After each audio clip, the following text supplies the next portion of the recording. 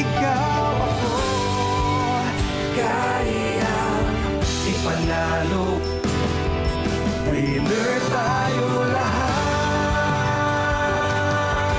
Nagbabalik pa rin ang Si Manoy Ang Ninong Ko. At ang susunod na pag-uusapan naman ni Manoy Wilbert at ang ating panel of experts ay iikot sa isang bayan sa Pampanga sa Central Luzon.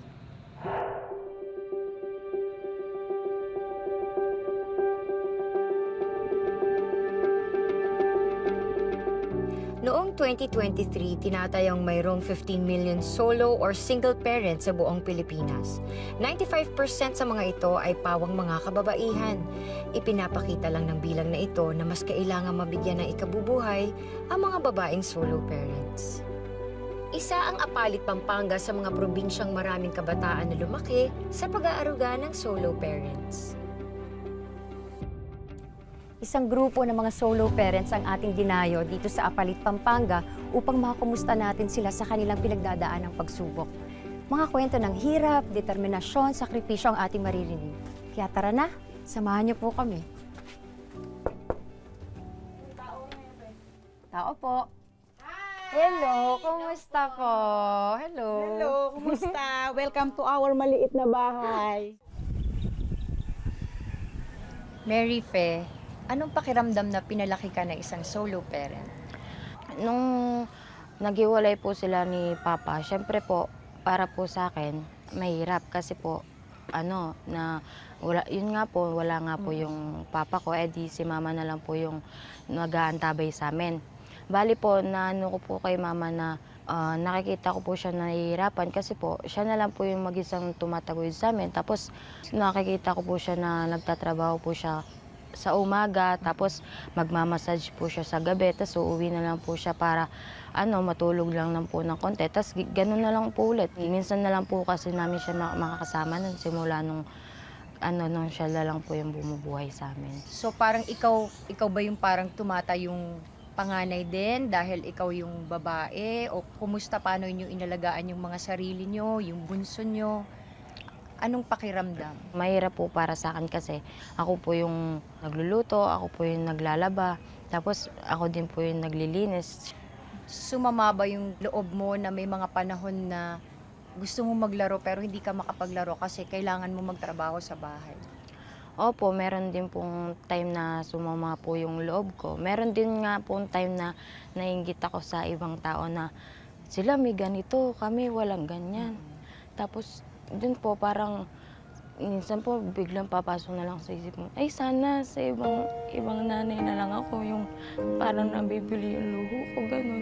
Pero hindi po, pero bigla pong papasok sa akin yung sakripisyo po ng nanay ko na yung paghihirap niya po na pinalaki niya po kami nang siya lang po mag-isa na kaya niya po yun. Ang ina ni Maria Fe na si Mary Grace Garcia ay ilan lang sa mga nagsasakripisyo upang maalagaan at mataguyod ang mga anak ng mag-isa. At ngayon lumalaban siya kasama ng mga katulad niyang mag-isa na nagpapalaki sa kanilang mga anak.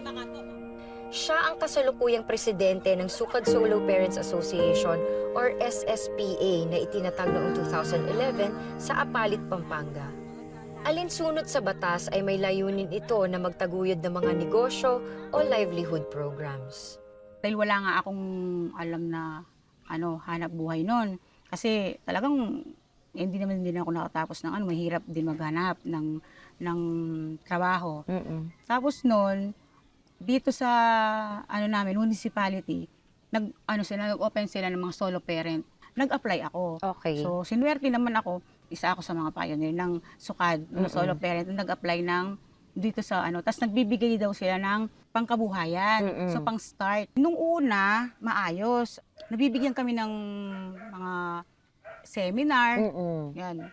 3 days kami sa mga, parang team building, yung gano'n. Okay. Nagagano. Tapos binibigyan kami ng mga sa Kapitolyo, sa munisipyo, kung ano yung hanap buhay namin, tapos bibigyan kami ng, so sinusuportahan nila kami.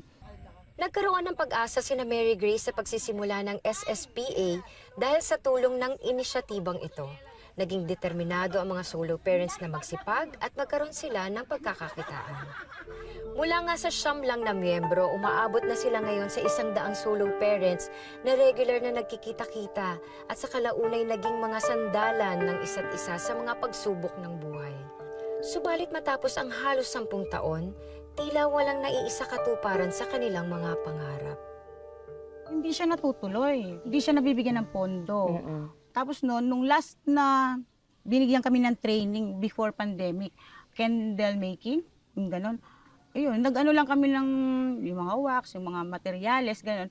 Tapos pero after nun, tapos na yung training namin, wala naman silang binigay na pondo. Nung nag-pandemic na, watak-watak na. Wala na, namatay na yung ano namin.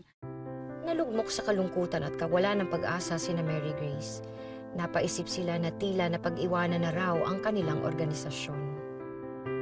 Nakalimutan na ang advokasya para sa mga solo parents na katulad niya. At damay dito, ang mga anak nilang ramdam ang kalbaryo ng kanilang mga magulang. Bukod sa anak ni Mary Grace na si Maria Fe, marami pang mga anak ng solo parents ang nakararanas ng epekto nito sa kanilang buhay. Sa kagustuhang maitaguyod ang kanilang mga anak, nagsusumikap sa paghahanap ng trabaho ang solo parents kaya hindi na sila masyadong nakikita ng kanilang mga anak. Isa na rin dito ang ina ni Maureen na isang lady guard. Sa aming pagbabalik, mas makikilala pa natin ang mga solo parents ng Pampanga at ang mga kahilingan nila upang maitaguyod ang kanilang mga pamilya. Stay tuned mga kapuso. Ikaw ako, kaya ipanalo. Winner tayo lahat. Ano nga ba ang pwede nating maitulong sa mga solo parents na ang hangad lang naman ay magkaroon ng regular at maayos na pagkakakitaan? Nagpapatuloy ang ating kwento. Hello po. Hello! Kumusta? Maureen, gusto kong itanong, kumusta yung feeling na lumalaki ka na solo parent yung nagpapalaki sa'yo? Kumbaga, syempre mama mo lang, ang nakikita mo. Kumusta yung pakiramdam mo? Mahirap po. Kasi wala po akong tatay. Wait lang po. Sige, okay lang. Ilang taon ka nung ano? Ilang taon ka nung okay lang ba pag-usapan? Okay lang po. Naiyak lang po kasi ako. Talagang di po talaga ako lumaki sa tatay. Ilang taon ka nung ano, nung naghiwalay sila? Baby pa lang po ako. Hindi na po ako nakaranas ng pagmamahal ng tatay. Nung habang lumalaki ka, kumusta si mama mo? Ano yung mga nakikita mong ginagawa niya para maitaguyod? Kaya sabi mo kanina, lahat ng trabaho, kahit Opo. panlalaking trabaho, kwentuhan mo naman ako sa mga Opo. sakripisyo niya. Dati po, nung bata po ako, kasama ko po kasi si mama sa hirap po. Sa lahat po ng hirap na pinagdaanan po namin dalawa. Yung mga kapatid mo, ikaw yung kasama lagi ni mama. Yung mga kapatid mo, anong ginagawa? Yung mga kapatid ko po, lumaki po sa tatay ko. Ah, Nung bata po ako, yung mama ko po talaga yung kasama ko. Nalayo po ako sa dalawa kong kapatid nun. sa ngayon, rumaraket at dumidiskarte na lang si Mary Grace at kapwa miyembro upang maipangtawid sa araw-araw. Nagpaplano na nga siyang mag-OFW upang kumita. Sagot nga kaya ito sa kanyang sitwasyon? At paano ang iba pang mga kasamahan niya na walang ibang plano at mapupuntahan? At ang pinakamahalagang tanong, paano na ang mga pangarap nila para sa kani-kanilang mga anak? Paano na ang kinabukasan ng mga ito? Anong kahilingan ang meron ka para sa mama mo? Yung ano po, isa lang po yung kahilingan ko kay mama na yun nga po, yung makakapagtapos po kami ng pag-aaral. Tapos po, gusto ko po na sana po magkaroon po ng stable po na trabaho si mama. Yung para hindi na po siya nagsasakripisyo na pupunta sa ibang bansa para lang meron po siyang maitustos sa amin, magkakapatid. Kaya po, kung gugustuhin ko lang po, kung may bibigay ko lang po yun, bibigyan ko po siya ng ng pagkukunan po ng negosyo, ganun. Ayaw ko na pong mawala si mama, ganun. Kaya minsan napapaisip ko na kay Lord na sana po umaba po yung buhay ni mama kasi po mahirap nga pong mawalan po ng nanay. Kaya nung po, meron po ako na na wala po makakatumbas ng pagmamahal ng isang ina.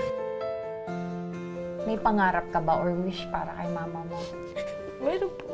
Ano? Yung maging masaya lang po siya, tapos sana matupad niya po lahat ng gusto niya para sa amin. Tapos ano po, yung good health po sa kanya. At home po ako dito kasama ang ating mga kabalen. Damang-dama ko yung pagmamahal ng mga solo parents sa kanilang mga anak. Ikaw ba kasamang Jelly? Ramdam mo ba sa puso mo yung mga kaganapan dito?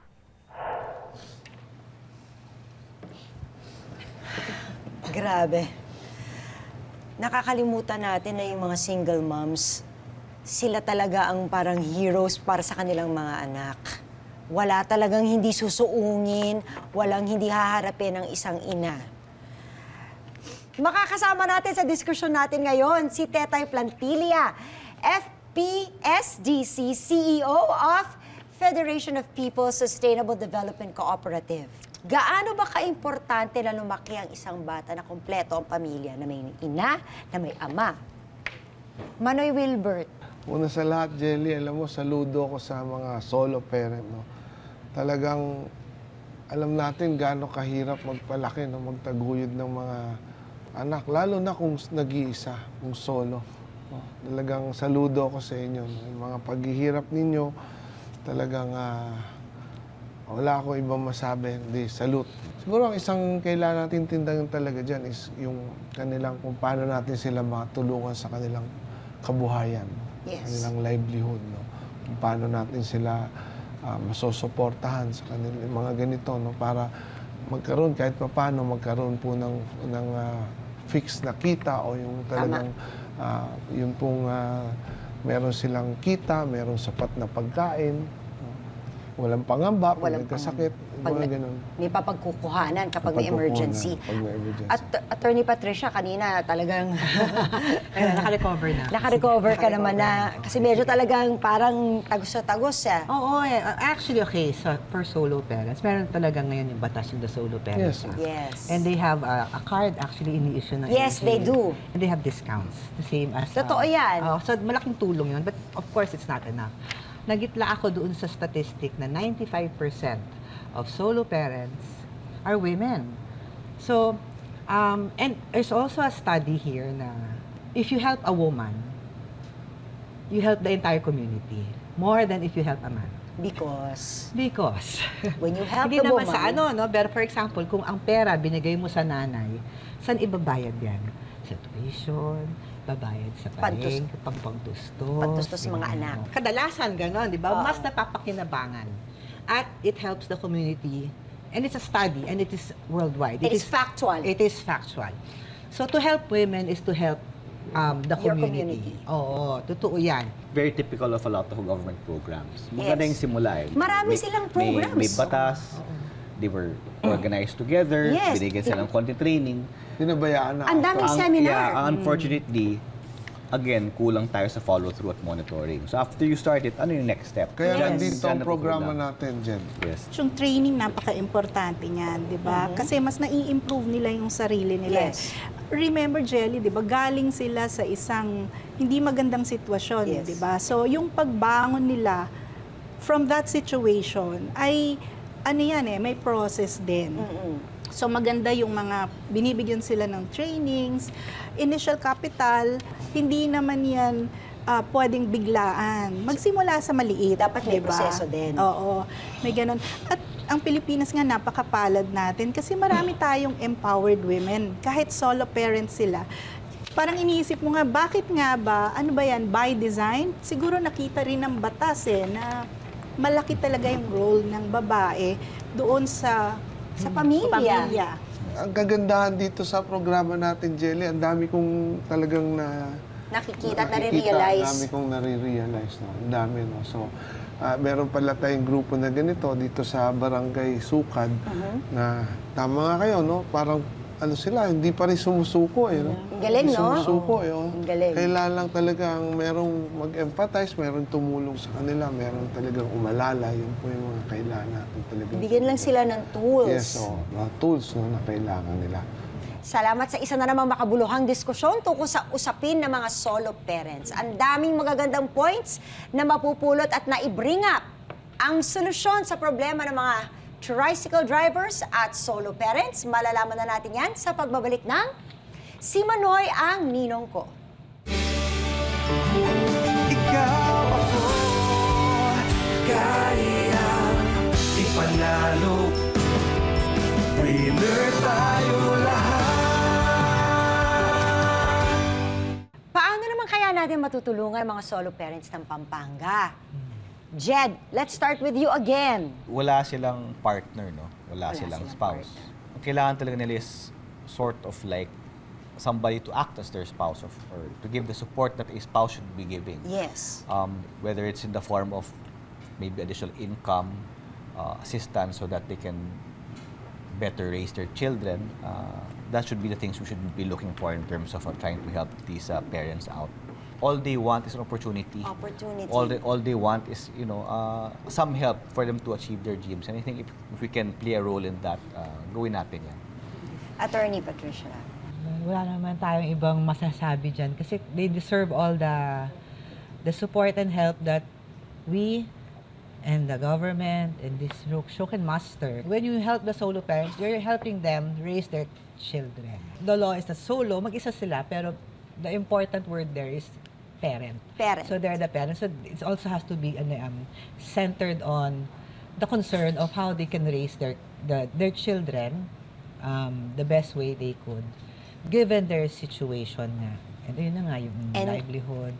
And then, And with the help, to ease the burden somehow. bawas lang Oo, kasi a child is a child of everyone. It takes a village nga. to raise a child. To raise a child. So we have to take up the cudgels for them. Manoy Wilbert, Una sa lahat, siguro tulungan natin sila. No? Nabanggit kanina, ito specific dito sa Barangay Sukad, na meron sila before the pandemic, meron silang yung mga livelihood or mga bigay ng gobyerno na programa pero hindi napagpatuloy. No? So siguro simulan natin doon. No? Ibalik natin, tulungan natin sila itong sa kanilang livelihood. No? Of course, by giving them yung puhunan. No? Bigyan natin sila ng puhunan uli para makapagsimula sila kung paano manage ng negosyo, Yes. paano po ito ayusin kasi hindi naman po ito ganun kadali. No? Talagang alalayan natin. No? Hanapan natin sila ng mga experts na magme-mentor sa kanila. Bigyan natin sila ng kanilang seed money, tapos tulungan natin kung paano nila ito mapalago at mapalaki. maraming salamat ako. Exciting ito. Balikan natin si Shay para malaman ang reaksyon ng ating mga solo parents. Hello? Pati? Hi, Shay! Andiyan ka na? Yes, nandito na ako. Kasama ba si Mary Grace? Pakausap naman. Okay, wait lang. Si Pati. Hello, madam. Alam mo ba, Mary Grace, na bukod sa matatanggap niyong tulong, idadagdagan pa namin ng mas makakatulong para sa inyong proyekto. Talaga po? Ano po yon? Pwede kong malaman na agad. Bukod sa puhunan, meron ako ipapakilala sa iyo at i-introduce na tutulong sa paggawa ng dishwashing liquid hand soap niyo. Sa pamamagitan nito ay magiging active at busy ang grupo nyo. Malaking tulong ito, Mary Grace, para sa pangkabuhayan ninyo, pati na rin sa pagpapataguyod ng pamilya nyo sa komunidad ninyo dyan.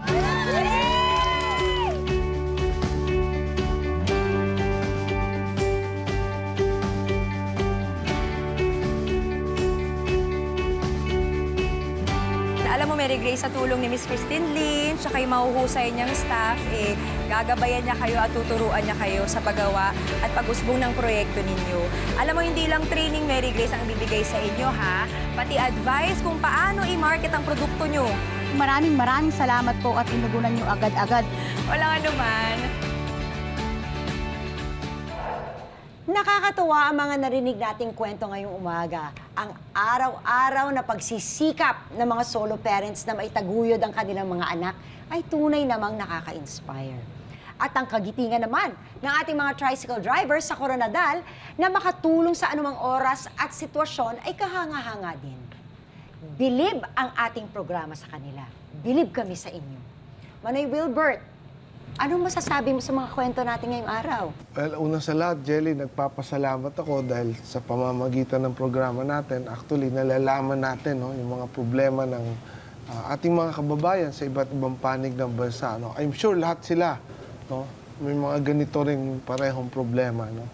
Nalalaman natin at agad-agaran naiisipan natin ng solusyon. No? And then ngayon nga, dahil alam na natin itong mga problemang ito, malaking kasalanan na ito na tayo ay magbingi-bingihan, magbulag-bulagan, magsawalang kibo. No? Dapat hindi pwede tayo maging manhid na sa ganitong mga problema. No? Kaya ako ay natutuwa rin yung trabaho ko as mambabatas. No? Nalalaman ko at nakakatulong ito para magawa ko kung ano po yung mga dapat na batas na magawa. No? Ang mga problema na hinahanap natin ay patungkol sa pagkakaroon ng ating mga kababayan ng tiyak na trabaho, sapat na kita, sapat na pagkain. Gusto nating siguraduhin na mabawasan o walang pangamba ang ating mga kababayan pagdating po sa kalusugan. Kung meron silang pambili ng gamot, pampahospital, pag nagkakasakit. Pag natugunan natin ang mga ito yung tinatawag nating tunay na hustisya. Ang programa natin talaga, yun ang ating pong mitihin, ang ating adikain. Lahat maging winner. Winner tayo Lahat. Yan po yung ating Thank you, Manoy Wilbert. At sa ating mga experts, maraming salamat din. Thank you, Jenny. Jed Thank and you. Attorney. Isa na namang episode na punong-puno ng pag-asa at bayanihan ang natunghayan natin ngayon. Salamat po sa pagtutok mga kapuso. See you ulit next week dito sa Si Manoy ang ninong ko sa GMA. Lahat tayo ay posibleng may magawa.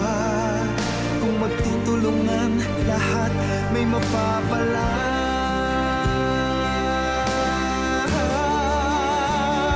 Ikaw ko, lahat tayo kayang-kaya ipanalo kung dadamay bawat isa. Ikaw, ako, gaganda itong ating buhay. Magtutulungan, pagmamahalan, yan ang ating kailangan sa buhay aangat. Winner tayo lahat. Oh, ikaw, ako, lahat tayo kayang-kaya ipanalo kung dadamay bawat isa. Ikaw, ako, gaganda itong ating buhay. Magtutulungan, pagmamahalan, yan ang ating kailangan sa buhay